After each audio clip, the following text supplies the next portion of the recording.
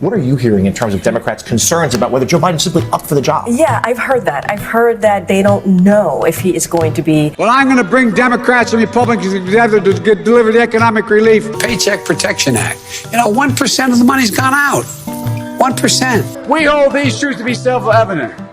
All men and women created by you know the thing. 1% of the that's not the paycheck.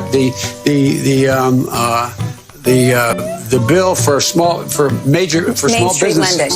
When I read from serious people. This is the folks like in my circle, right? The folks who are doing this behind the scenes and wondering, can he do it if he becomes a nominee? Out of $1.6 trillion worth, $1.4 trillion worth, out of $1.4 trillion.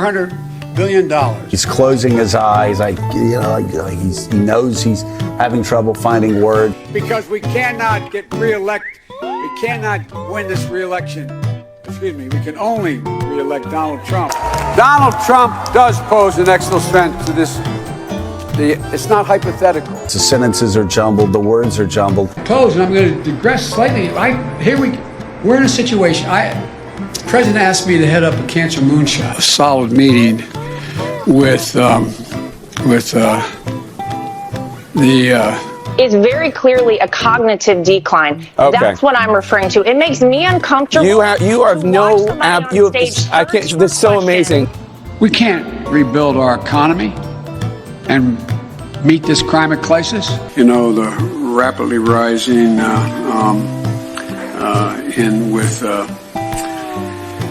I don't know. I want to be clear. I'm not going nuts. I'm not sure whether it's a medical school or where the hell I spoke, but it was on the campus. Are we afraid to say that a lot of his sentences don't make sense? That $1.2 billion. So you go ahead and you stack spaghetti sauce at a store and in a supermarket. You control the guy or the woman who brings out the carts on a forklift. Poor kids are just as bright and just as talented as white kids. From Charlotte. Another line going from in Florida down to Tampa. And said he's having trouble completing thought. And partnerships built on coercion. What kind of country we're going to be? 4 more years of Georgia. Donald Trump doesn't want me to be the nominee. That's pretty clear. He held up aid to make sure that while at the same time innocent people in the Donbass are getting killed by Russian soldiers. Secondly, I found out that Vladimir Putin doesn't want me to be president. You wait to debate him on stage. I want people to see me standing next to him and him standing next to me.